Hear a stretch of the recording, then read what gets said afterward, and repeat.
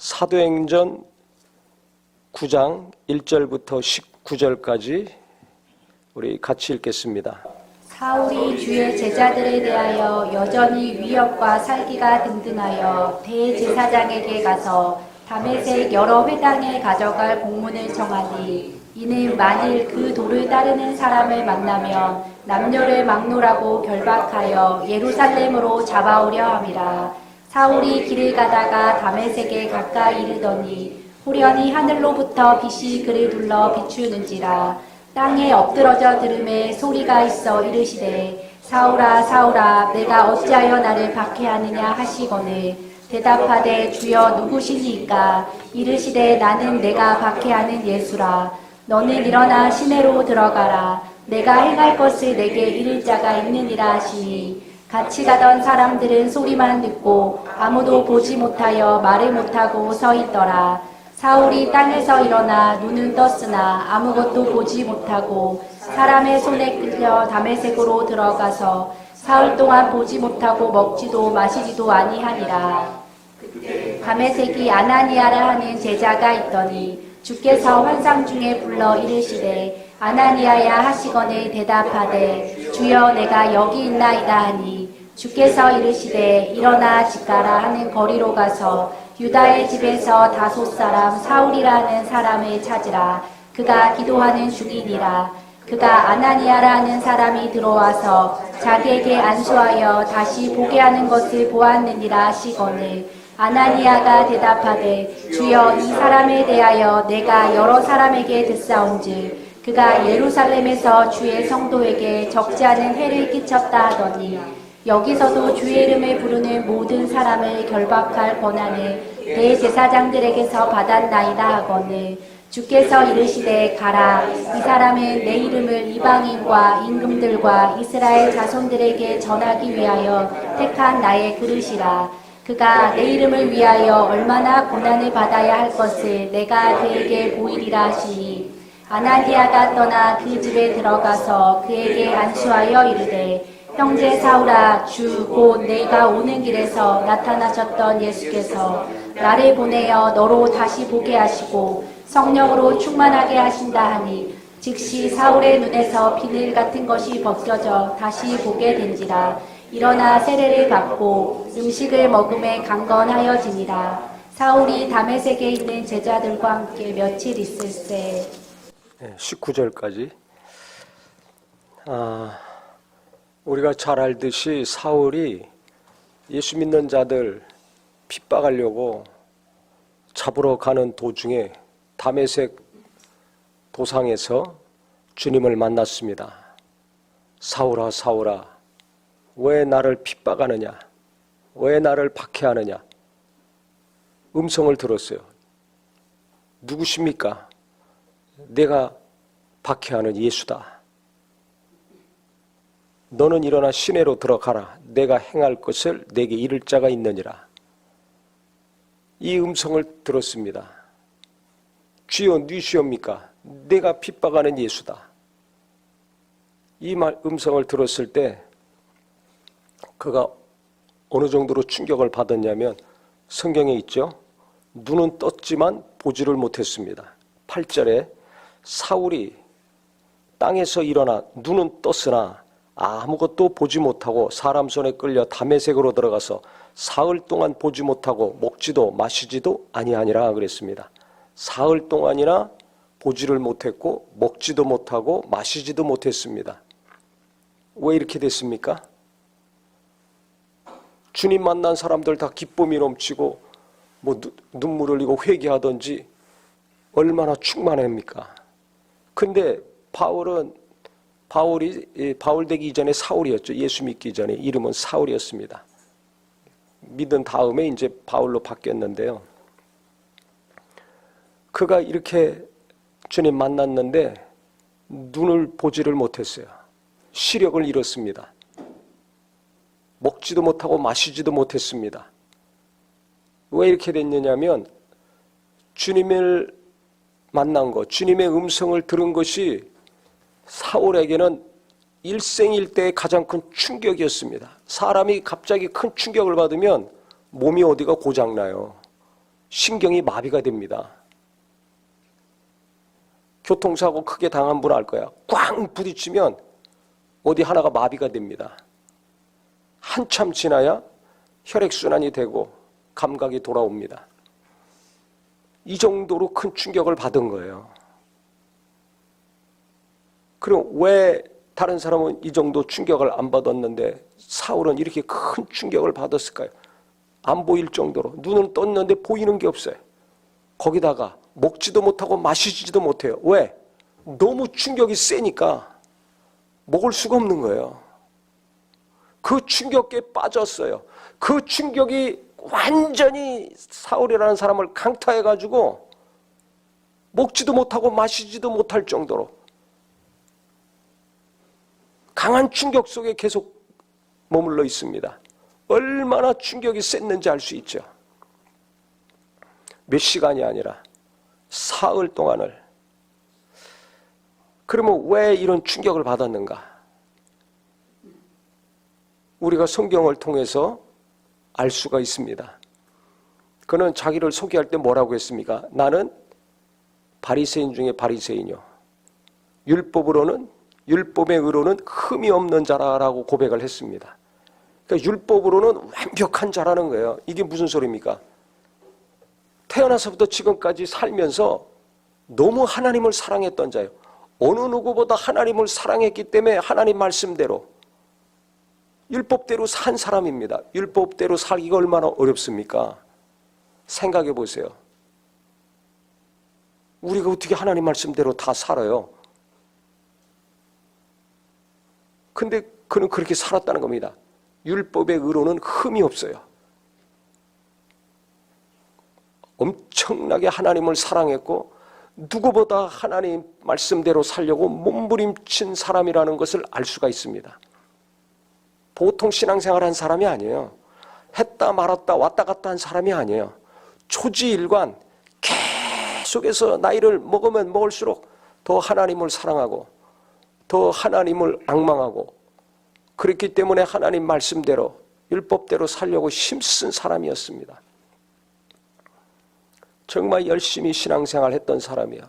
탁월한 열심으로 살았던 사람입니다. 그런데 예수님에 대해서는 오해하고 있었던 거예요. 그 당시 유대 지도자들이 예수님을 박해하고 죽였잖아요. 그 편에 똑같이 쓴 것입니다. 예수는 유대교 입장에서 보면 이단이야. 없애야 될 존재들이야. 그 예수를 죽이면 끝날 줄 알았는데 아니 예수 부활하신 다음에 승천하신 다음에 성령이 임하시고 3,000명 이상의 교회가 예루살렘에 탄생했잖아요. 박해를 하면 할수록 5,000명으로 늘어나고 셀 수 없을 정도로 숫자가 늘어났습니다. 그러니까 유대교 입장에서는 이것들을 다 제거해야 돼요. 빨리 없애야 돼. 이게 하나님의 뜻이야. 이게 하나님을 믿고 섬기는 우리의 믿음을 지키고 유대교를 지키는 것이다. 이걸 하나님은 기뻐하신다라고 생각을 했습니다. 사울도 그렇게 생각한 겁니다. 그래서 예수 믿는 사람들 잡아서 옥에 가두고 죽이려고 이렇게 있는 힘을 다했어요. 공식적인 문서를 받아가지고 지금 가는 겁니다. 공식적으로 유대교에서는 기독교를 박해했습니다. 그런데 잡으러 막 하는 도중에 그가 성령 달라고 기도할 때가 아니었습니다. 예수 믿는 사람들 모인 곳에 가서 예배하는 곳에 가서 부르짖을 때가 아니었습니다. 우리처럼 부흥회하고 수련회 참석해서 주님 만난 사람이 아닙니다.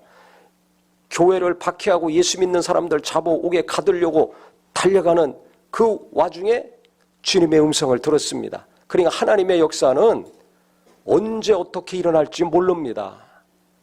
그러니까 고정된 관념을 떠나셔야 돼요. 사울이 기도할 때 주님 만났습니까? 아니잖아요. 예배할 때 만났습니까? 부흥회할 때 만났습니까? 수련회할 때 만났습니까? 성경 공부할 때 만났습니까? 아닙니다. 도리어 박해하는 중간에 예수를 만났습니다. 하나님은 언제 누구에게 어떻게 나타나실지 모릅니다. 그러니까 우리가 성경을 보면 볼수록 고정되어 있는 게 무너져야 돼요. 이렇게 해야 은혜 받는다. 저렇게 해야지 하나님 만난다. 아닙니다. 그렇게 안 할 때도 만날 수 있어요. 대표적인 케이스가 바울 아닙니까? 박해하러 다름질하는데 그때 주님 만났습니다. 그런데 왜 이렇게 충격을 받았는가? 예수 믿는 자들 없애는 것이 하나님의 뜻이라고 그랬는데 그게 아니라는 걸 아는 거예요. 자기는 마음을 다하고 힘을 다하고 뜻을 다하고 목숨을 다해서 하나님을 사랑했던 사람입니다. 그렇기 때문에 예수 믿는 사람들을 제거하고 교회를 깨트리고 없애는 것이 하나님이 기뻐하는 거라고 생각해서 그 일에 지금 전심전력하고 있는데 이게 잘못됐다는 것을 아는 거예요. 너 왜 나 박해하느냐? 사울아 사울아 내가 왜 나를 박해하고 있느냐? 주여 네 시오니까 내가 핍박하는 예수다. 내가 잘못된 길을 가고 있거나 나는 있는 힘을 다해서 이것이 맞다고 생각해서 전심전력하고 있는데 이게 잘못됐다는 것을 깨달은 것입니다. 이게 뭐가 문제인가? 너무 큰 충격을 받은 거예요. 하나님을 사랑한 만큼 하나님께 목숨 걸고 몸부림친 만큼 그가 충격을 받은 겁니다. 만약에 그가 하나님을 대충 사랑했다면 이 정도 충격 안 받습니다. 주님도 갑자기 나타나셔서 만나지 않으셨을 겁니다. 어느 누구보다 하나님을 사랑했기 때문에 주님이 만나 주셨어요. 자기에 대해서 잘못 알고 있기 때문에 중심은 하나님께 분명하기 때문에 그 마음의 중심을 보시고 만나 주신 것입니다. 말씀하신 것입니다. 그래서 그가 아나니아를 통해서 성령을 받죠. 아나니아가 가가지고 기도해 줬습니다. 아나니아도 그것이 거부했어요. 아니 저 사람 우리 핍박하고 박해하는 자인데 여기 온 것도 잡아서 옥에 가두려고 하는 사람인데 어떻게 그 사람한테 가서 성령 받게 합니까? 아니다 가라. 그래서 그가 주의 말씀에 순종해서 사울에게 가가지고 안수할 때 눈에서 비늘 같은 것이 떨어져서 보게 되고 성령을 받고 성령 충만하게 됐습니다. 그 다음에 음식을 먹었어요. 그 다음에 제자들과 예수 믿는 자들과 함께 며칠 있었습니다. 그때 무슨 대화를 했겠어요? 예수님이 어떤 분인가 다시 묻고 궁금한 거 다 질문하고 답을 얻었겠죠. 성령 받기 이전에는 주님의 음성을 듣기 이전에는 예수님이 죽는 것이 마땅해. 예수 믿는 자들 제거하는 것이 당연한 것이야. 이게 옳은 것이야 라고 생각했는데 이게 깨지기 시작한 겁니다.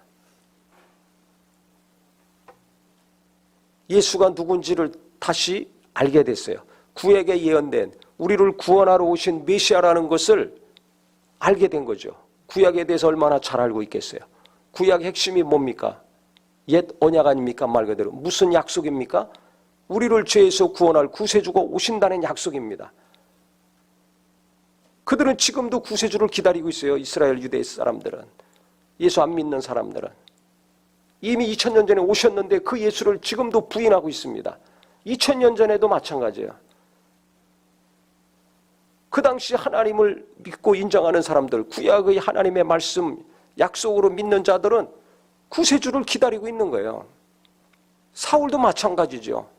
그렇게 열심히 하나님을 믿고 신앙생활을 했던 자이기 때문에 누구보다 구주를 기다리는 겁니다. 그럼 구세주가 어디서 구원한다는 거예요? 죄에서 구원한다는 거 아닙니까? 예수라는 말 뜻은 뭐예요? 죄에서 우리를 구원한다는 뜻 아닙니까? 그렇기 때문에 죄에 대해서 너무나 잘 알고 있습니다. 이게 다른 거예요. 죄에서 구원하는 예수입니다. 우리는 지금 현재 내가 겪는 어려움에서, 가난에서, 질병에서, 고통에서 건져주시기만을 바라는데 그 모든 고통과 인간의 갈등과 아픔과 좌절과 절망과 낙심과 우울함, 그 모든 근원은 뭡니까? 죄거든요. 죄 때문에 이것이 하나 둘씩 꽃이 피어나고 열매를 맺는 거예요. 그래서 근본적인 문제, 인간의 궁극적인 문제, 본질적인 문제를 해결하려고 파고 들어가면 결국 누구를 만나는가? 죄를 만납니다. 죄를 발견할 수밖에 없어요. 그러니까 여기서 완전히 자유를 주실 분이 오신다. 건져내실 분이 오신다. 내가 아무리 노력하고 내가 아무리 선하게 살려고 하고 몸부림치고 힘쓴다 할지라도 노력하면 할수록 내 안에서 죄가 나오거든요. 힘쓰면 힘쓸수록 또 죄가 나옵니다. 그래서 바울이 고백했잖아요. 오라 나는 공고한 사람이로다. 누가 이 사망의 법에서 나를 건져내랴. 내가 율법을 지키고 하나님 사랑해서 하나님이 원하는 대로 살려고 몸부림칠수록 깨끗함이 나와야 되는데 어떻게 깨끗한 마음으로 주님을 따르고자 했는데 더러운 것이 계속 나온다는 거예요. 이게 인간의 본성 아닙니까? 우리의 실존입니다. 이걸 바울이 깊이 아는 거예요. 하나님을 사랑할수록, 하나님을 원하면 원할수록, 거룩하려고 몸부림치면 칠수록 내게서 더러운 게 나와, 악함이 나와. 없는 줄 알았는데 언젠가 이게 나와. 내 안에 자리 잡고 있어. 그래서 내가 너무 괴롭다 이 소리예요. 공고하다는 것은 기쁨이 없다, 만족이 없다, 행복하지 않다. 나는 너무 괴롭다는 거예요. 이 죄가 없어야 내가 자유를 얻고 평안을 얻고 기쁘게 살 텐데 어떻게 이렇게 내가 마음을 다하고 힘을 다하고 뜻을 다하고 목숨을 다해서 주님께 향하는데도 불구하고 이 죄가 끊임없이 내 안에서 나오는가? 나는 이것을 미워하고 떨쳐보내기 원하는데 왜 이것은 떨어지지 않고 본드보다 더 강력한 어떤 것으로 붙여놓은 것처럼 끊임없이 내게서 나오는가? 그래서 나는 너무나 괴롭다. 공고하다는 것은 괴롭다는 표현입니다. 누구보다 죄를 미워했고 죄에서 벗어나기를 사모했고 죄와 싸운 사람이었습니다. 그런데 예수님이 이 죄를 해결하신 분이라는 것을 아는 거예요. 예수님이 누구신가를 제대로 아는 거예요. 제자들과 대화 가운데 성령으로 말미암아, 성령 받기 이전에는 몰랐는데 주님을 만나고 아나니아를 통해서 성령 받은 다음에 복음을 들었잖아요. 예수에 대해서 들었잖아요. 그래서 성령 받기 이전에는 이것이 자기 안에 예수님에 대한 말씀, 예수가 우리 죄를 담당하시고 죽으시고 부활하시고 승천하셨다, 이건 거짓말로 들리는 거예요. 근데 성령 받은 다음에는 예수님에 대한 말씀이 이게 믿음이 되고 체험이 되고 자기 속에 쑥쑥 들어와서 무엇인가 자기 영혼을 꿈틀꿈틀하게 만들고 약동하게 만드는 것을 체험을 한 겁니다. 그걸 어떻게 할 수 있는가? 제자들과 며칠 있더니 그 다음에 어떻게 됐습니까? 음식을 먹고 강건해지니까 19절 이하에 보면 다메섹에 있는 회당으로 달려가가지고 예수를 전합니다. 며칠 만에 예수를 박해하던 자가 예수를 증거하는 자로 바뀌었어요. 왜? 예수가 누군지를 정확히 깨달았기 때문에, 예수가 누군지를 확실히 체험했기 때문에 할 수 있는 거죠. 내가 확신이 있어야 남들한테 말할 수 있어요. 근데 한두 사람한테 말한 것이 아니라 회당에 수많은 사람들이 있는데 그 사람들한테 달려가가지고 어떻게 했습니까? 그 20절 이하에 보면 즉시로 각 회당에서 예수가 하나님의 아들이심을 전파하니 듣는 사람이 더 놀라 말하되 이 사람이 예루살렘에서 이 이름을 부르는 사람을 멸하던 자가 아니냐?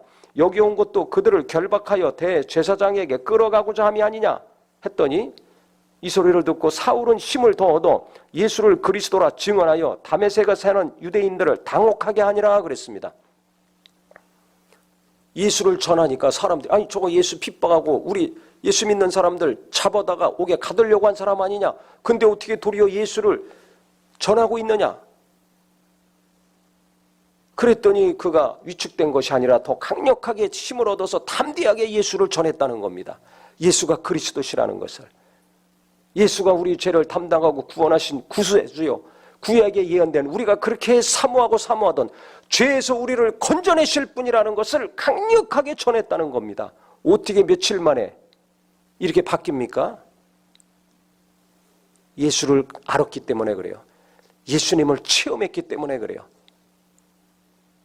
그러니까 그 복음을 듣던 자들이, 회당에 있던 유대인들이 당혹했다고 성경에 나와 있습니다. 개역 한글판에는 그들을 압도했다고 그랬어요. 영적으로 완전히 제압한 겁니다. 복음을 전하던 바울이 며칠 만에 바뀐 사람이 당혹한 것이 아니라 말씀을 듣는 사람들이 당혹스러워했다는 것입니다. 그 다음에는 그가 어떻게 됐습니까? 나중에는 예수에 대해서 더 잘 알고 결국은 헌신을 해가지고 많은 환난과 핍박이 있고 고난이 있는데도 불구하고 예수를 전하고 교회를 세우고 하다가 순교당해서 하늘나라 갔습니다. 그러면 내가 예수를 전하면 내게 고난이 따라온다는 걸 바울이 모릅니까? 당연히 알죠. 그런데도 계속 고난이 닥치는 거 뻔히 알면서도 그 길을 갑니다. 어느 지역에 가서는 돌로 쳐 죽였어요. 하도 박해가 심해가지고. 근데 나중에 죽었는 줄 알고 내다 버렸습니다. 근데 살았어요. 일어나가지고 그가 어디로 갔습니까? 자기를 돌로 쳐서 죽이려고 했던 그 지역들, 이고니온, 루스드라, 이 지역에 또 갑니다. 가서 또 복음을 전해요. 그때 믿는 사람들이 있었거든. 그 사람들이 내가 돌 맞아 죽어서 내다버린 거 보고서 믿음에서 떠나면 어떻게 가나. 염려가 돼가지고 그들 믿음 분명히 해주려고 다시 가가지고 또 예수를 전하고 그들 위로하고 격려하고 왔습니다.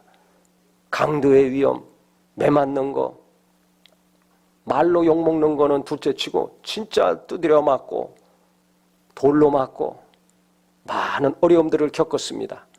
그런데 그가 마지막에 뭐라고 합니까? 내가 가면 면류관 받는다. 나는 달려갈 길을 다 갔다. 그렇기 때문에 이제 후로는 주님이 내게 면류관 주실 것이다. 나는 위에서 부르신 그 부름의 표대를 향해서 계속 달려갔다. 내 믿음을 지켰고 달려갈 길을 다 가고 선한 싸움을 다 싸웠기 때문에 나는 면류관 받을 수 있다. 고백을 하지 않습니까?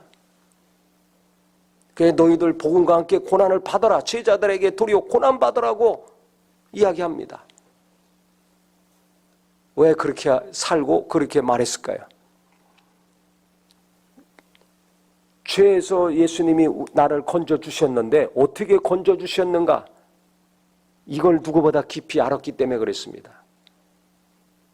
예수님이 오셔서 내 죄를 해결해 주셨는데 가장 내가 괴로웠던 이 문제, 가장 내가 항상 신경 쓰고 노심초사했던 이 죄의 문제, 예수님이 어떻게 해결해 주셨는가?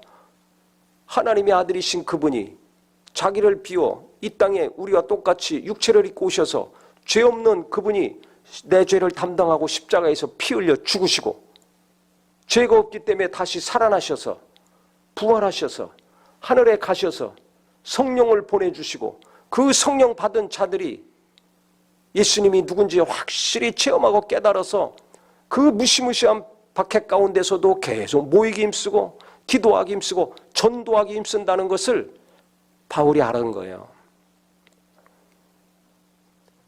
어떤 노력을 해도 일평생 죄에서 자유함을 못 얻었는데 예수님이 오셔서 내 죄를 담당하시고 나를 죄에서 벗어나게 하셨다는 것을 성령으로 깨닫게 되고 제자들을 통해서 깨닫게 되고 사도들을 만나서 더 깊이 알게 되니까 견딜 수가 없는 겁니다. 그러니까 며칠 만에 다메섹 회당에 가가지고 예수를 전하고 그 다음에 그거 빌립보서에 보면 무슨 고백을 합니까? 내게 유익했던 거 내가 다 배설물로 여긴다. 다 버렸다. 다시는 관심을 갖지 않는 똥오줌으로 여겼다는 거예요. 우리가 똥오줌에게 무슨 미련이 있습니까? 똥오줌 싸놓고 그거 쳐다보면서 누가 그거 미련을 갖습니까? 그거 누가 쳐다보려고 합니까? 더러워가지고 쳐다도 안 보죠. 도망가잖아요. 피하잖아요. 한 것처럼 내게 이 땅에 살면서 유익했던 거, 도움이 됐던 거, 재밌었던 거, 흥미가 있었던 거, 예수를 내가 알게 된 다음부터는 다 그거 버리고 멀리했다. 어느 정도로? 똥오줌으로 여길 정도로. 그럼 뭐가 그것보다 더 귀한 거예요? 예수가 더 귀하고 예수를 아는 것이 가장 고상한 지식이라는 것을 그가 깨달아서 빌립보서에 고백하고 있지 않습니까? 하나님을 열심히 누구보다 사랑했기 때문에 예수님에 대해서 오해하고 잘 몰랐다가 예수님의 음성을 듣고 주님을 만나고 성령을 받고 예수의 믿는 제자들, 성도들과 교제한 다음에 예수가 구약에 예언된 그리스도요, 그분이 내 죄를 담당하고 대신 죽으시고 나를 죄에서 건져내신 분이라는 것을 확실히 체험하고 깨달았을 때 예수보다 더 최고의 지식이 없는 거예요. 예수보다 더 귀한 것이 하나도 없는 거예요. 모든 것을 똥오줌으로 여길 정도로 예수님이 내 인생에 있어서 가장 중요한 분, 가장 최고, 말로 표현할 수 없을 정도로 가장 크신 분이 된 겁니다. 그러니까 나머지 삶을 어디다 쏟아붓는 거예요. 당연히 예수를 믿고 예수를 알게 하고 예수 안에서 나같이 다 죄에서 자유함을 얻으시오 하는 복음 전도의 길을 갈 수밖에 없었습니다.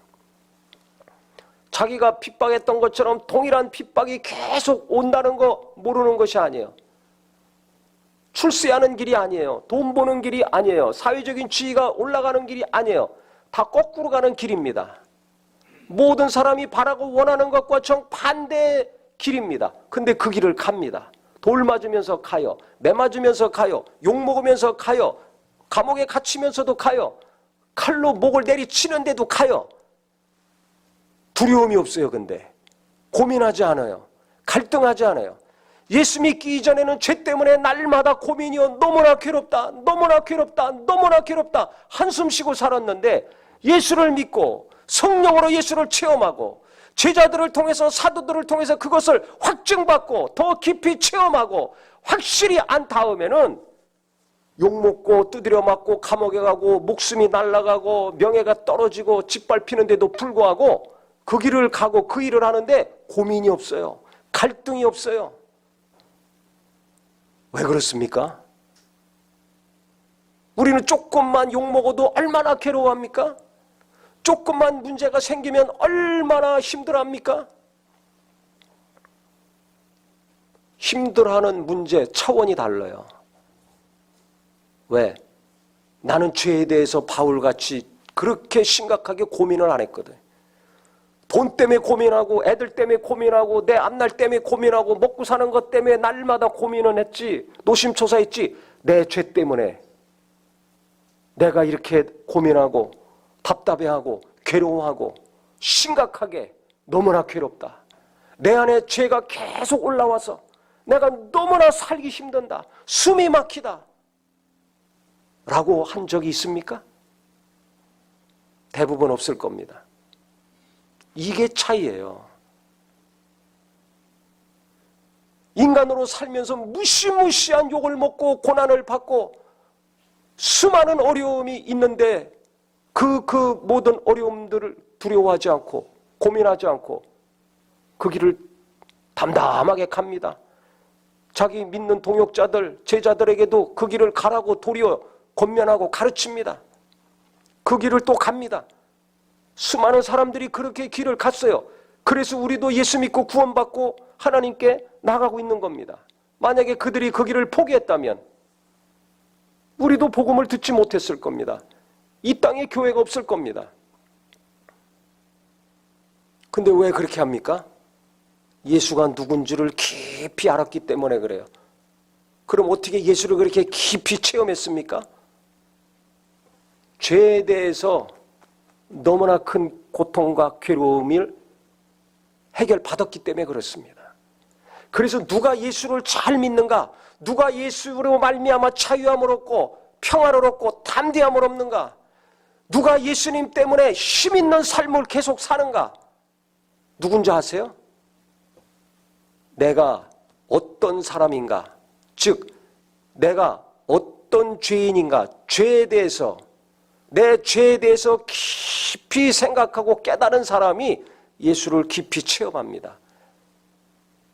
죄 때문에 근심하고 고민하고 바울처럼 괴로워한 사람이 예수님의 피가 얼마나 귀한가, 예수님의 십자가의 그 공로가 얼마나 귀하고 귀한가, 금보다 더 귀하고 빌딩보다 더 귀하고 이 세상에 어떤 것보다 더 값지다는 것을 압니다.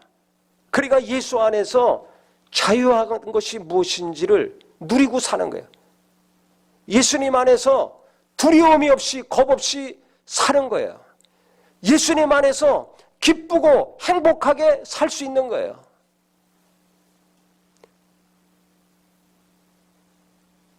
제가요 여러 번 간증했는데 제가 20대 초반에 절대 절망에 빠졌어요. 그때 제가 예수님 안 만났으면 그냥 삶이 그때 끝났습니다. 인생은 도무지 살 수가 없습니다.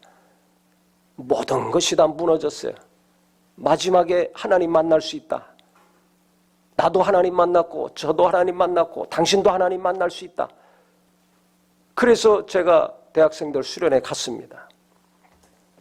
가서 아무것도 몰라요. 찬송도 모르고 말씀도 모르고 설교 들어오는 거 하나도 없고 제일 뒷자리에 앉아가지고 근데 인생 절망에 빠져 있으니까 마지막 하나님 만나면 뭔가 소망이 있을 것 같아요. 그래서 기도를 간절히 했어요. 누가 뭐 기도가 뭔지도 모르고 가르쳐주지도 않았는데 처음부터 기도는 열심히 했어요. 간절히 했어요. 왜? 인생의 마지막이니까. 지푸라기라도 잡고 싶은 심정으로 간 겁니다.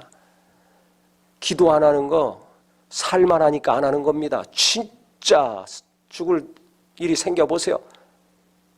기도가 나올 수밖에 없습니다.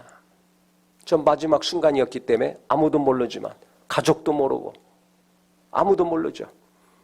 간절히 기도했어요. 찬송하는데 막 눈물이 나옵니다. 기도하는데 막 이상한 소리가 나옵니다.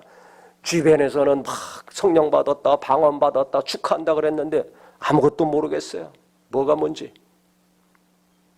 또 뭐 귀신 쫓는다고 밑에 가서 귀신 쫓는데 경련을 일으키고 제가 쓰러졌어요. 그래도 뭔지 모르겠어요.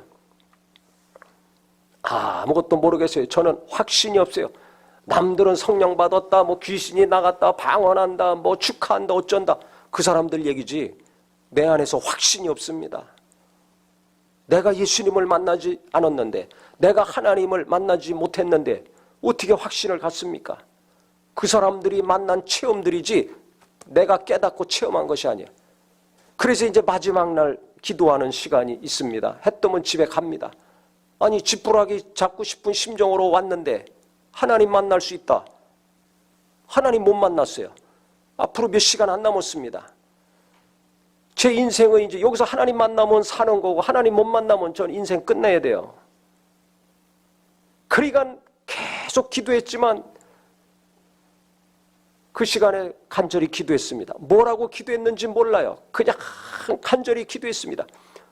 근데 그때 기도하는데요. 그때 하나님이 환상 가운데 절 만나주셨어요. 환상 봐서 좋겠네. 부러워할 거 없습니다. 워낙 강팍하고 믿지 못하니까 하나님이 그렇게 역사하신 거죠. 빛이 오면서 보여주시는데 제가 예수님을 막 십자가에 못 박아요. 창으로 막 찌르고. 그 다음에 그게 없어졌다. 나중에 또 보이는데 예수님이 저를 꼭 안아주는 것이 그냥 보이는 거예요. 그게 환상인지도 몰랐어요. 나중에 이제 끝나고 얘기하고 간증할 때 그게 환상이라고 하더라고요. 그때 그 순간에 십자가에 못 박고 악독한 악심을 품고 창으로 막 옆구리를 찌르고 피투성이가 됐는데 나중에 그분이 깨끗한 옷을 또 입으시고 저를 어린아이 엄마가 안아주듯이 품에 꼭 안아주실 때 그 순간에 번쩍하면서 깨달아진 게 뭐냐? 내가 죄인이구나. 뭐가 죄냐? 예수 믿기 전에 나쁜 짓 한 거 그런 것도 죄지만 내가 하나님 안 믿고 예수님 안 믿고 산 것이 죄구나. 요한복음 16장 8절부터 나오죠. 성령이 임하시면 죄에 대해서 의에 대해서 심판에 대해서 세상을 책망하시라. 죄에 대하라면 저희가 나를 믿지 아니하며 예수님 말씀하셨어요. 뭐가 죄냐? 예수 안 믿는 게 죄라는 거야. 이게 깨달아졌어요. 내가 죄인이구나. 하나님 없이 스스로 산 거. 하나님 안 믿고 스스로 산 것이 죄인이구나. 이게 깨달아졌어요. 근데 이 죄를 예수님이 오셔서 죄가 하나도 없는 그분이 오셔서 나 대신 죽으시고 십자가에서 고난받아 죽으시고 나를 살려주셨구나. 이게 깨달아졌어요. 저는 설교 듣고 은혜 받고 변화된 사람이 아니에요. 성경 공부해서 변화된 사람이 아니에요. 절대 절망까지 갔다가 살려고 지푸라기라도 잡으려고 하나님께 나와 간절히 기도 가운데 하나님이 깨닫게 하시고 만나주셨어요. 그래서 각자 하나님을 각자 만나야 됩니다. 각자에게 성령은 보내주시고 만나주시게 하시는 분이. 그래서 그때 예수님의 은혜와 사랑이 무엇인지를 제가 그때 온 마음으로, 온 영으로, 온 몸으로 깨닫고 체험을 했습니다. 그 순간에 막 눈물이 막 펄펄 쏟아지기 시작했어요. 이해가 안 가네요. 아니, 내 죄는 내가 졌는데, 아니 왜 죄 없는 분이 와서 나 대신 죽으시고 날 살려줘. 이게 이해가 안 될 정도로 그분의 큰 사랑, 이 사랑이 얼마나 큰가, 이 은혜가 얼마나 큰가, 이게 너무나 고마워가지고 회개하는 눈물, 감사한 눈물이 섞여가지고 새벽까지 막 눈물이 쏟아지기 시작했습니다. 그래서 회개하느라고 창자가 끊어지고 기도를 멈출 수가 없어요. 숨이 막혀서 2번 죽을 뻔했어요. 숨 못 쉬어가지고. 근데 여기서 내가 죽어도 좋다. 기도를 끊지 않고 끊어야 되나 말아야 되나 갈등을 했는데 여기서 죽어도 좋다. 지금 죽어도 여한이 없다. 이 생각이 들더라고요. 왜? 내가 하나님 만났으니까. 예수님의 은혜와 사랑을 내가 체험하고 알았으니까. 주님을 만났기 때문에 여기서 죽어도 여한이 없다. 계속 기도했는데 안 죽고 지금까지 살아났어요. 그래 나중에 새벽에 눈 떠보니까 물만 이만큼이에요. 진짜 바닥에. 눈물 콧물만. 계속 눈물이 흐르고 그치질 않아요. 하나님의 사랑이 뭔지, 예수님의 사랑이 무엇인지, 내가 어떤 자였는지, 어떨 때 주님께서 고난받으시고 나를 구원해 주셨는지, 그것이 밤새 기도 가운데 눈물과 콧물의 그 부르짖음 가운데 이것이 강력하게 계속 제게 체험이 되고 깨달아지고 수시간씩 이것이 돼가지고요. 그 다음에는 그렇게 절망 가운데 빠졌던 자에게서 기쁨이 넘쳐요. 24시간 기뻐. 계속 성령이 너에게 임하시면 너희 배에서 생수강이 넘치리라 하신 말씀이 그대로 저는 성경 말씀이 나중에 내가 체험한 게 이거구나. 내가 체험한 게 이거구나. 말씀을 안 다음에 체험한 것이 아니라 체험한 다음에 그 말씀이 이런 체험이었구나. 이걸 나중에 이제 하나씩 확인해 가는 거예요. 기쁨이 막 넘칩니다. 계속 기쁨이 넘쳐요. 그냥 만나면 전도하는 거죠. 하나님 말씀 하나도 모르는데 만나면 1시간씩 체험이 너무 강하니까 그 체험을 전하는데 1시간이 필요한 거예요. 은혜를 많이 받으면 시간 금방 갑니다. 1시간, 1시간 반씩 침튀기 가면서 성경 하나도 몰라요. 설교 들어서 남은 거 하나도 없어요. 아무것도 몰라요. 그런데 하나님 만난 체험이 있잖아요. 예수님을 만난 체험이 있어요. 그거 전하는데 강력하게 전합니다. 1시간, 1시간 반씩. 듣는 사람은 선배건 후배건 동료건 간에 압도돼가지고 듣는 거예요. 멈추게 하지도 못해요. 왜? 너무 강력하게 전하니까.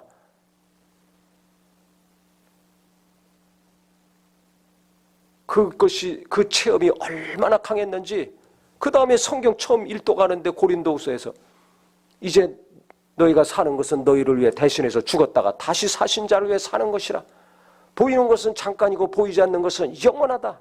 이 두 말씀 때문에 제가 보이는 것은 잠깐이고 보이지 않는 것은 영원하구나. 뭘 위해서 살아야 되는가? 영원한 것을 위해 살아야지. 잠깐 있다 없어지는 것을 위해 왜 삽니까? 계산을 잘 해야죠. 그 다음에 내가 앞으로 사는 것은 나를 위해 사는 것이 아니라 나를 위해 죽었다가 다시 사신 자 예수를 위해 사는 것이구나. 그래서 제가 혼신을 결심했어요. 그 두 말씀 때문에. 그때는요, 주의 종 한다 그러면 아주 굶을 각오해야 됩니다. 그래서 저희 집사람도 저랑 교제할 때 굶을 각오하고 굶는 연습하고 살았어요.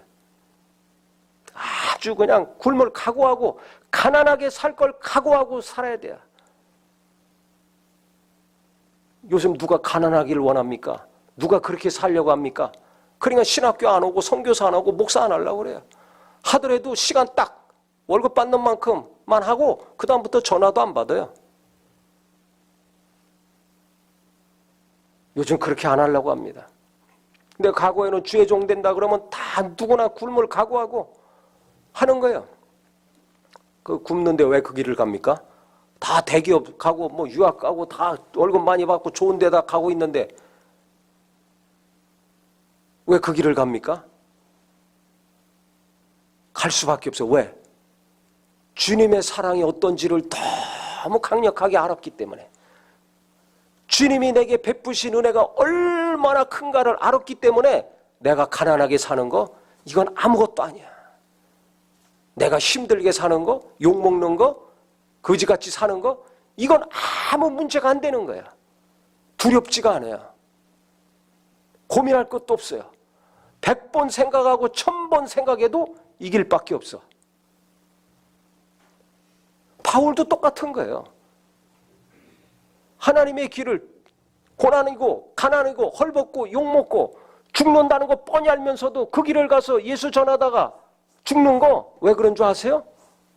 바보라서 그런 게 아니에요. 멍청이라서 그런 것이 아니에요. 하나님이 베푸신 사랑, 예수님이 나를 위해서 당하신 고난에 비하면 아무것도 아니에요. 아무것도 아니에요. 그 바울이 나는 복음의 빚진 자라고 그러잖아요. 그리스도의 사랑의 빚진 자라. 그러니까 그는 빚 갚으러 다닌 거예요. 여기저기 빚 갚으러 다닌 거예요. 복음을 전하면서 고난받는 거 빚 갚으러 다니는 거예요.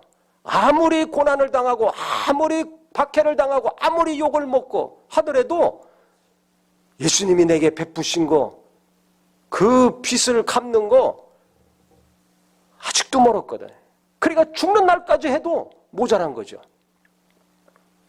그럼 왜 빚졌다고 생각합니까? 너무나 그 사랑이 크다는 걸 알았기 때문에 그렇습니다. 일평생 죄 때문에 괴로워하고 시달렸는데 예수님이 죄에서 나를 건져내셔서 내게 자유를 주셨구나.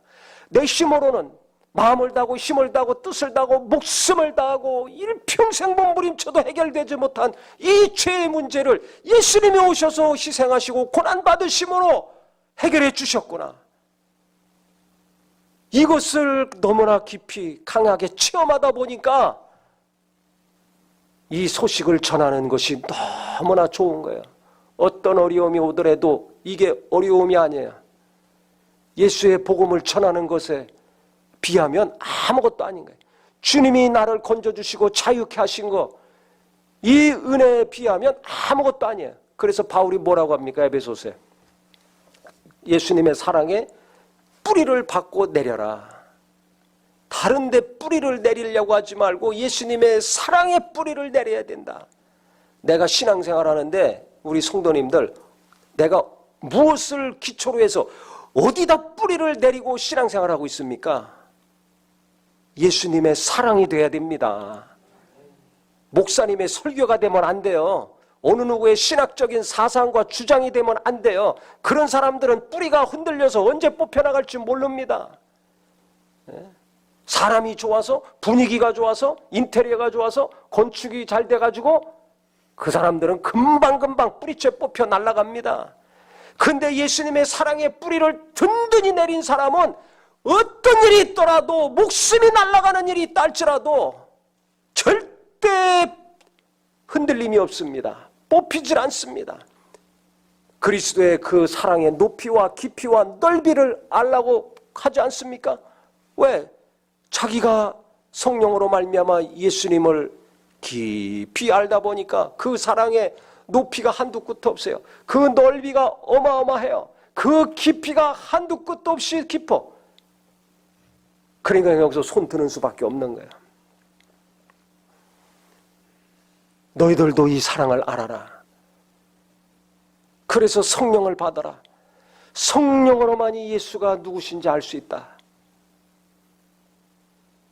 성령이 임하시면 그가 나를 증언할 것이요 증거할 것이요, 예수님이 말씀하셨잖아요. 한 것처럼 성령 받고 나니까 바울도 예수가 누구신지를 알고, 가면 갈수록 알고, 가면 갈수록 체험하고, 처음부터 주님 만난 체험이 강력했는데 그 체험이 갈수록 강해지는 거예요. 우리 성도님들이 두려워하지 않고 평안하게 살기 원하죠. 무엇인가 하나님이 함께 하심을 날마다 체험하기 원하죠. 그러려면요, 하나님 만나는 체험이 강해야 되는데, 그 체험이 강하려면 내가 어떤 자인지를 잘 알게 해달라고 하셔야 됩니다. 즉, 죄에 대해서, 내가 죄인인 것에 대해서 더 깊이, 더 분명히 알게 하여 주시옵소서. 이 기도가 필요합니다. 저는 그렇게 밤새 눈물을 흘리고 하나님의 은혜와 사랑을 체험했는데 그 이후에 1년 동안 이 기도를 1번으로 했어요. 주여, 제가 죄인임을 더 깊이 알게 해주세요. 왜 그런 줄 아세요? 그렇게 은혜 받고 눈물 흘리고 간증하고 역사했던 사람들이 얼마 못 가가지고 안 보여요. 신앙생활 안 해. 열심히 안 해.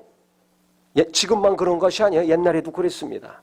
그렇게 성령이 역사하고 뒤집어지고 깨지는데도 불구하고 그 체험이 있는데도 불구하고 그렇게 열심히 계속 지속적으로 안 하더라고요. 제가 그걸 은혜 받자마자 본 다음에 그렇게 되면 안 될 거 아닙니까? 언젠간 나도 그렇게 될 수 있잖아요. 그래서 1번으로 한 기도는 주여, 제가 죄에 대해서도 깊이 알게 해주세요. 하나님의 은혜와 사랑에 대해서도 깊이 알게 해주세요. 이 기도를 1번, 2번으로 했습니다. 왜? 믿음의 뿌리가 든든해서 요동하지 않아야 되니까.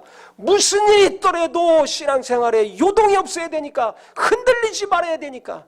주님이 주신 그 기쁨과 평안, 그 엄청난 사랑을 계속 맛보고 살고 싶었기 때문에 그 기도를 했습니다. 응답이 왔어요. 1년 후에. 어떻게 응답이 왔는가? 엄청난 시련 가운데 왔어요. 그때 저는 교회 떠나려고 그랬어요. 믿음에서 떠나려고 그랬어요. 신학적인 문제가 엉켜가지고 제가 체험하고 깨달은 예수와 교회에서 가르친 예수와 달라요. 그러니까 이게 머리에서 지진이 일어나는 거죠. 가슴에서 지진이 일어나고. 그래가지고 그때 제가 금식기도원에 갔습니다. 도무지 안 돼가지고 금식기도 가면서 금식하며 이 문제를 해결해야 될 거 아닙니까? 만나면 전도하고 새신자 양육하고 가르치는데 그 예수가 내 안에서 엉키고 설켰는데 어떻게 합니까? 살 수가 없어요. 그 기도하는데 그때 성경을 쭉 보는데 하나님이 세상을 이처럼 사랑하사 독생자를 주셨으니 이는 저를 믿는 자마다 멸망치 않고 영생을 얻게 하심이라. 요한복음을 쭉 읽는데 하나님이 세상을 이처럼 사랑하사, 하나님은 우리를 사랑하셨다는데 뭐가 사랑인가? 관주가 있어요. 관주. 그래서 관주 성경이라 관주를 쭉 찾았어요. 하나님의 사랑에 대해서 어디에 어떤 구절이 있는가? 그래서 쭉 가는데 로마서 5장 8절. 우리가 아직 죄인 되었을 때 하나님께서 우리를 사랑하사 예수께서 우리를 위하여 대신 죽으심으로 우리에 대한 하나님의 사랑을 확증하셨다. 이 말씀인데요. 제가 전도할 때 가르칠 때 항상 사용했던 말씀입니다.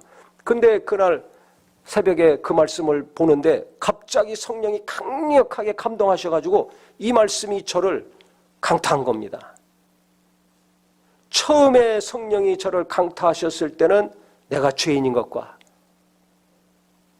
예수님이 나 대신 죽으시고 나를 살리셨다는 것. 그래서 거기서 절망해서 살아나가지고 기쁨으로 살았는데 1년 만에 기도 응답은 내가 지금도 죄인이야. 내 현실은 죄인이에요. 지금도 내가 죄 짓고 있는데 지금도 내 안에서 죄성이 있는데 어찌할 수밖에 없는 죄인인데 그때 예수님이 나 대신 죽으시고 하나님이 나를 사랑하셔서 예수님을 통해서 나를 구원해 주셨다. 이 말씀이 제게 깊이 강력하게 충격적으로 와 닿습니다. 한참 있다 제 눈에서 막 뜨거운 눈물이 흐르더라고요. 그때도 하나님은 동일하게 처음에 깨닫게 하신 것은 내 존재가 죄인이다. 내가 누군지를 분명히 더 선명히 더 강력하게 알게 해주셨습니다. 정확하게. 그래서 모든 어려움이 있을 때마다 내가 어떤 자인가 이걸 아셔야 돼요. 이걸 알게 해달라고 기도해야 됩니다. 남만 생각하고 다른 것만 생각하니까 이게 믿음이 발전이 안 되고 하나님도 의심이 되고 시험에서 빠져나오지를 못해요. 절망에서 빠져나오지를 못해요. 내가 누군지를 알아야 돼요. 그때도 내가 죄인이라는 걸 다시 한번 알려주셨어요. 그 다음에 예수님이 그 죄에서 나를 사랑하셔서 건져주신 분이라는 걸 다시 한번 알려주셨어요. 이것이 하나님의 사랑이라는 것을 다시 한번 깨닫게 해주셨어요.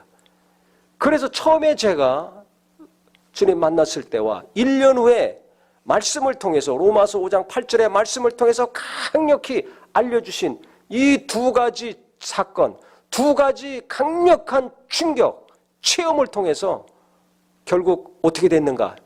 그 이후로는요, 지금까지 제게 많은 시련과 고난과 아픔과 어려움들이 있었지만 하나님의 사랑을 의심한 적이 한 번도 없습니다. 하나님을 원망한 적이 한 번도 없어요. 제가 50대 초반에 아주 육체가 아파가지고 몇 년 동안 심한 어려움을 겪었습니다. 눈도 못 뜨고 옴짝 못할 정도로. 정말 죽고 싶어요. 빨리 죽고 싶다. 왜? 너무 고통스러우니까, 너무 아프니까 죽고 싶다. 빨리 죽었으면 좋겠다는 생각을 했어요. 근데 하나님을 원망하거나 하나님께 시험 들거나 한 적이 한 번도 없어요. 왜? 주님이 나를 사랑하셨다는 그 감동과 감격, 그 충격이 너무나 강했기 때문에 처음 예수 믿었을 때와 그 다음에 로마서 5장 8절의 말씀을 통해서 하나님께서 너무나 분명하고 확실하고 강력하게 자기가 얼마나 나를 사랑하시는지를 알려주셨기 때문에 의심이 안 되더라고요. 원망이 안 돼요.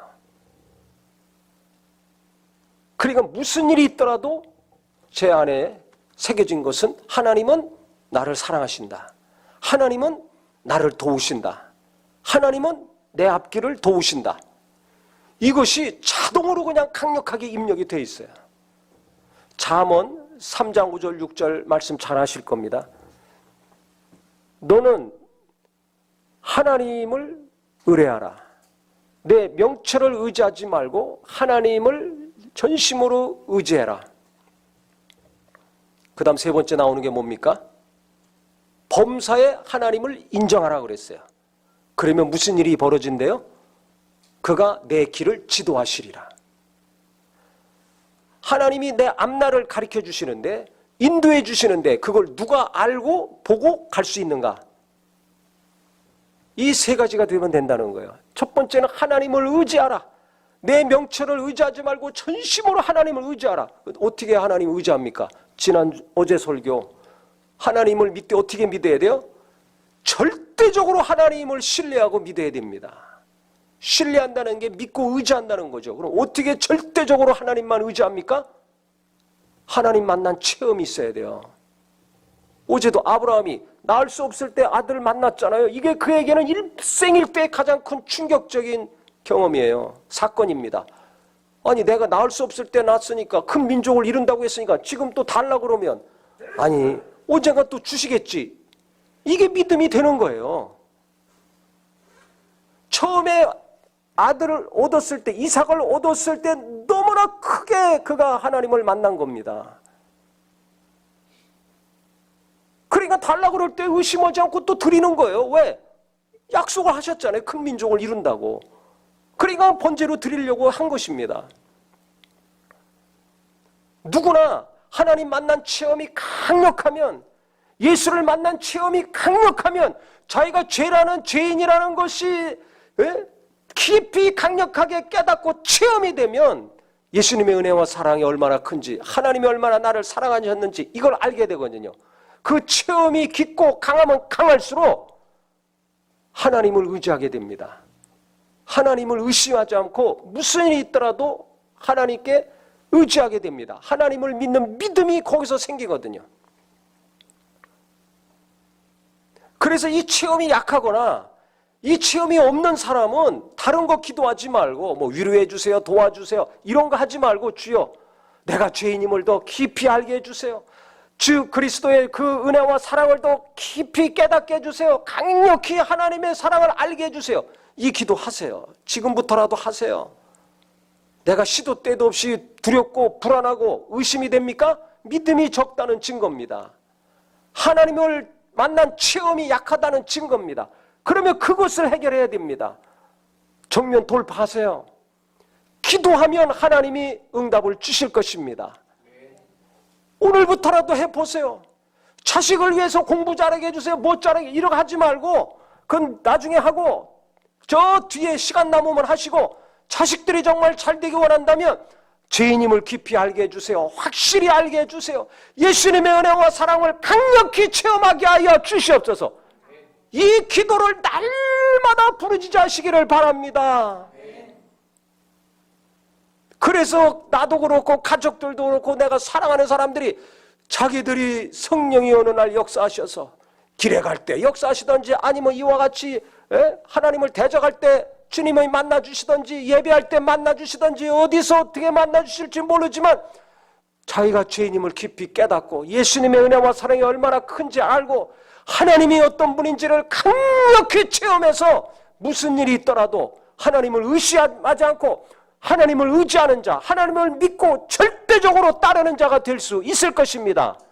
그럴 때 마음을 다해서 하나님 의지하는 자가 되고 자기 명철을 의지하지 않는 거 할 수 있는 겁니다. 예배하고 하나님의 이름은 날마다 부르는데 주여 주여 찾는데 하나님의 인도하심을 못 받는 이유가 여기에 있는 거예요. 말씀으로 가르쳐 주시고 성령으로 가르쳐 주시는데 모든 것을 가르쳐 주신다고 했는데 왜 나는 맨날 답답하고 두렵습니까? 왜 하나님의 인도함을 못 받을까요? 아직도 내 명철을 의지하고 있거든요. 아직도 내가 눈에 보이는 것에 이끌리고 어느 누구의 말에 귀를 기울이고 내 생각, 내 감정, 내 뜻, 내 계획 이것들이 나를 사로잡고 있거든요. 그러니까 하나님이 가르쳐 주시는 것도 모르고 알려주셔도 안 보이는 겁니다. 하나님을 절대적으로 마음을 다하고 힘을 다하고 뜻을 다해서 하나님을 의지하려면 하나님 만난 체험이 강력해야 됩니다. 더 쉽게 얘기하면 지금까지 내가 살아온 모든 삶의 순간에서 가장 충격적인 사건은 무엇인가? 하나님 만난 것이 돼야 돼요. 예수님 만난 것이 돼야 됩니다. 근데 그거보다 다른 게 지금 더 충격적으로 내게 있어서 그게 자꾸 생각나죠. 그러니까 하나님의 인도함을 모르고 하나님이 어떤 분인지가 의심이 되고 두려워지는 겁니다. 사울이나 아브라함이나 저도 그렇고 하나님 만난 것이 일생일대의 가장 최고의 사건, 가장 강력한 충격적인 사건이었습니다. 그런 사람들이 항상 하나님을 인정할 수밖에 없는 거예요. 하나님을 의지할 수밖에 없는 거예요. 그래서 너는 하나님을 의지하고 내 명철을 의지하지 말라. 그리고 범사에 하나님을 인정하라. 이거 한마디로 얘기하면 누구예요? 하나님을 만나라. 하나님을 강력히 만나라. 하나님을 열렬하게 만나라. 하나님을 진하게 만나라는 것입니다. 그래서 하나님이 얼마나 너를 사랑하는지, 얼마나 우리를 사랑하는지 이것을 알라는 것입니다. 하나님을 알 때 어떻게 알아라고 했어요? 힘써 알라고 했잖아요. 돈 버는 것은 돈 갖다 바쳐가면서 힘써 알라고 하잖아요. 돈을 주시는 하나님, 복을 주시는 하나님을 알려고 힘을 써보세요. 하나님과의 관계가 뻥 뚫려보세요. 그래서 하나님이 어떤 분인지 내가 가장 충격적으로, 바울은 어느 정도 충격이 안 보일 정도로 먹지도 못하고 마시지도 못할 정도로 충격을 받았어요. 예? 이 정도 충격은 아니더라도 이렇게 강한 충격을 받았으니까 그렇게 역사한 겁니다.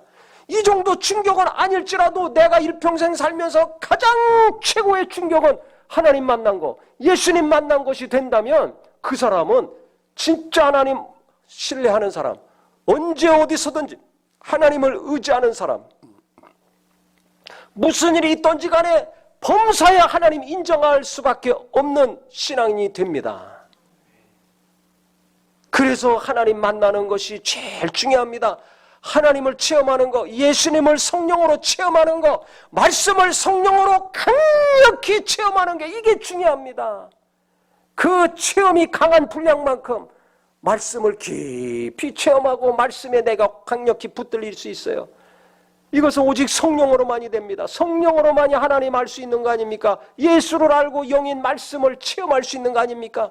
그러니까 성령의 역사에 주시옵소서. 공부 못해도 괜찮아요. 성령의 역사하시면 강력하게 체험하고 만날 수 있습니다.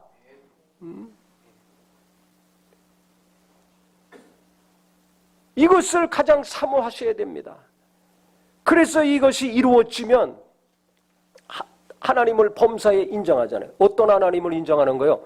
나를 사랑하는 하나님, 나를 건져주신 하나님, 목숨을 버리시기까지 나를 탈출시키신 하나님, 이 하나님을, 이 예수님을 내가 계속 인정하는 겁니다. 그러니까 하나님은 나를 사랑하신다는 거 내가 인정하니까 내 안에 두려움이 있을 수가 없어요. 두려움이 떠나가는 거예요. 불안해도 범사의 하나님을 인정하니까, 어떤 하나님? 나를 사랑하신 하나님, 나를 구원하신 하나님, 나를 위해서 목숨까지 버리신 하나님. 그러면 지금 이 문제, 앞으로 또 닥칠 문제들 하나님이 내비두시겠어요? 거기서 또 나를 건져주시고, 영원한 죄에서 건져주신 분이 또 건져주시고, 계속 건져주시고. 왜 건져주셔? 나를 사랑하시니까. 나를 사랑하시니까. 사랑하는데 가만두겠어요? 건져주시죠. 계속 건져주십니다. 그래서 범사의 하나님을 인정하는 거, 하나님만을 의지하고 내 명철을 의지하지 않고 항상 범사의 하나님을 인정하는 거, 이것이 되면 계속 건짐받고 내 길을 지도하시리라. 앞날이 보이기 시작하고 그 길로 가는 자가 될 수 있는 겁니다. 그러니까 계속 살아난 사람이 되는 거예요. 흔들리지만은 다시 살아나고, 안 되는 것 같지만 다시 살아나고 되는 역사가 일어나는 겁니다. 그래서 우리 성도님들, 지금 내가 하나님 만난 체험이 어떤가? 어떤 믿음으로 내가 살고 있는가? 어제도 말씀드렸지만 범사가 두렵습니까? 항상 불안합니까? 체험이 약한 거예요. 몸만 왔다 갔다 하지 마시고, 기도 부탁만 하고 다니지 마시고, 기도 얼마 한 것으로 그냥 위로받지 마시고, 하려면 정말 목숨 걸고 한번 해보세요. 다른 것은 그렇게 열심히 하면서 하나님께 그 정도 열심히 한번 보세요. 그러면 내가 하나님 만나는 체험이 지금까지 체험보다 더 강력하고 분명하고 선명하게 이루어질 것입니다. 그 체험이 그렇게 강하고 분명할수록 내게 있는 두려움은 떠나가고, 염려도 떠나가고, 평안과 함께 담대함과 용기가 솟구치는 자가 될 수 있습니다. 그것은 다른 데서 오는 것이 아니라 하나님으로부터 오는 것입니다. 하나님으로부터 오는 것이에요. 그래서 내가 하나님을 진정 더 의지하고 하나님으로 말미암아 새 힘을 얻어야 되겠다. 이렇게 이 모양 이 꼴로 살 수는 없다. 하나님이 주시는 힘으로 내가 담대하게 일하고 살아야 되겠다 하시는 분들은 오늘부터 하나님께 정면 돌파해 보시기 바랍니다. 지금부터라도 해보세요. 하나님은 놀라운 은혜를 베푸시고 더 큰 사랑을 알려주시고 새 힘을 공급해 주실 것입니다. 그래서 하나님이 이끄시는 길, 그 길이 어떤 길인지 모르지만 바울이 막 가잖아요. 그 길로 하나님이 이끄시는 길로 가잖아요. 겁 없이 가잖아요. 두려움 없이 가잖아요. 그리고 면류관 나는 받는다고 확신하잖아요. 누가 이렇게 삽니까? 하나님 만난 경험이 강력한 사람이 이렇게 사는 거예요. 예배 때마다 하나님 만나고, 말씀 보고 들을 때마다 말씀을 통해서 하나님 만나고, 기도할 때 하나님 만나고, 교제할 때 하나님 만나고, 계속 하나님을 체험하고 경험하는 사람이 어떤 어려움이 있더라도 그 길을 담대하게 가고, 하나님이 이끄시는 길이 어떤 길인지를 알고, 누가 뭐로 가든지 눈치 보지 않고 코치 보지 않고 담대하게 그 길을 계속하고, 싸워야 될 싸움 다 싸우고, 달려갈 길 다 가서, 내가 이제 주님 만나면, 하늘나라 가면 주님은 내게 면류관 주신다, 이 고백을 할 수 있습니다. 이것이 우리의 고백이 되기를 예수 이름으로 축원합니다. 예수 이름으로 축원합니다. 눈치 보려면 하나님 눈치 보고 다른 눈치 볼 필요 없습니다. 그래서 날마다 하나님하고 정면 돌파해가지고 결말을 내야 됩니다. 우물쭈물 갈팡질팡 하지 마시고 하나님과 결판 내세요. 하나님과 결판 내세요. 모세가 위기에 처할 때마다 한 게 뭡니까? 40년 동안 하나님께 기도해서 결판 냈잖아요. 다른 데 가서 물어봤습니까? 다른 사람한테 물어봤습니까? 그런 게 어디 있어요? 누가 거기서 해결해 줘요? 누가 이 백성을 광야에서 해결해 줍니까? 하나님밖에 없거든. 그러니까 하나님께 기도해가지고 그때마다 해결받고 40년 끌고 가지 않았어요? 이스라엘 백성들. 이게 우리의 인생입니다. 어떤 일이 일어나든지 간에 하나님께 나가서 전심으로 나를 사랑하는 하나님, 나를 구원하신 하나님, 나를 위해서 목숨까지 버리신 그 하나님께 전심으로 나갈 때 하나님은 살 길을 열려주시고 알려주시고 가게 해 주실 것입니다. 그래서 현실의 어려움들, 문제들 그거 어렵게 생각하지 마시고 그때마다 하나님께 더 가까이 나가서 하나님이 도우시는 앞날이 되기를 예수 이름으로 축원합니다.